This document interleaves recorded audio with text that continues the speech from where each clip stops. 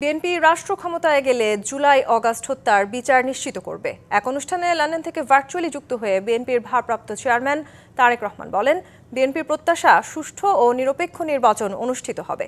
অপর এক অনুষ্ঠানে মির্জা ফখরুল ইসলাম আলমগীর বলেন, সরকারকে প্রয়োজনীয় সংস্কার করে দ্রুত জাতীয় নির্বাচন দিতে হবে। দেরি হলে ফ্যাসিস্টরা মাথাচাড়া দিয়ে উঠবে। রাজধানীর গুলশানের একটি হোটেলে আমরা বিএনপি পরিবারের উদ্যোগে স্বৈরাচার বিরোধী আন্দোলনে গুম খুন ও ২৪-এর গণঅভ্যুত্থানে নিহত পরিবারের সদস্যদের সম্মানে ইফতার মাহফিল। এতে অংশ নিয়ে শোক ও সমবেদনা জানান দলটির সিনিয়র নেতারা। আর গণঅভ্যুত্থানে নিহত পরিবারের সদস্যদের দাবি দ্রুত বিচারের। এয়ারপোর্টের মাথায় আধা ঘন্টার মধ্যে ব্যাগ করতেছি, ৮টা ১০-এ মহিলা মেডিকেল থেকে ফোন আসে, আমার ছেলে গুলিবিদ্ধ।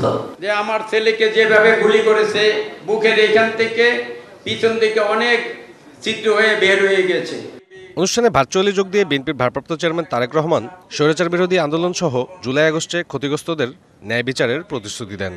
এই দেশের মানুষের অধিকার প্রতিষ্ঠার জন্য নির্যাতিত হয়েছে যে পরিবারগুলো তাদের সদস্যদেরকে হারিয়েছে অথবা নির্যাতিত হয়েছে, যে পরিবারের সদস্যরা, তাদের উপরে যে অন্যায় করা হয়েছে, আগামী দিনের যে নির্বাচিত সরকার থাকবে, জনগণের সরকার থাকবে, তাদেরকে অবশ্যই উৎসবের খুশি হবে নগদে বেশি, কারণ ঘন্টায় ঘন্টায় আছে গিফট জেতার সুযোগ। এই অন্যায়ের যে হয়েছে সেই অন্যায়ের বিচারগুলো করতে হবে। জানান, রাজনৈতিক দল হিসেবে বিএনপির প্রত্যাশা সুষ্ঠু নির্বাচন।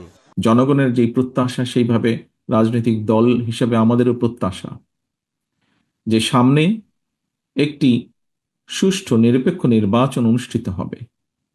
নিরপেক্ষ নির্বাচনের মাধ্যমে বাংলাদেশের জনগণ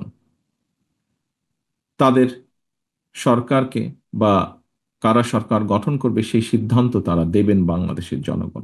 এদিকে জাতীয় প্রেস ক্লাবে বিএফইউজে এবং ডিউজে আয়োজিত ইফতার মাহফিলে অংশ নিয়ে বিএনপি মহাসচিব দ্রুত জাতীয় নির্বাচন দেওয়ার দাবি করেন। সংস্কারগুলো প্রয়োজন, সেই সংস্কারগুলো করে দ্রুত জাতীয় সংসদ নির্বাচনের দিকে যাবেন। কারণ আমরা যেটা লক্ষ্য করেছি অতীত অভিজ্ঞতা থেকে, যে যত দেরি হবে তত বেশি আবার এই বাংলাদেশের পক্ষের যে শক্তি, সেই শক্তিকে পরাজিত করবার জন্য এর বিরুদ্ধে শক্তি অর্থাৎ ফ্যাসিস্ট শক্তিরা আবার মাথা চালা দিয়ে উঠতে শুরু করেছে ইতিমধ্যে। বিকেলে কাকরাইলের ডিপ্লোমা ইঞ্জিনিয়ারিং ইনস্টিটিউটে শিক্ষক কর্মচারী ঐক্য পরিষদের ইফতার মাহফিলে বিএনপি স্থায়ী কমিটির সদস্য আমির খসরু মাহমুদ চৌধুরী বলেন, একটা সুষ্ঠু নির্বাচনের মাধ্যমেই সংস্কার আনা সম্ভব। একটা নির্বাচিত সরকারের সমর্থন, রাজনৈতিক ওয়েট, রাজনৈতিক মোবিলাইজেশন প্রয়োজন আছে। সাব্বির রোজ, ডিবিসি নিউজ, ঢাকা।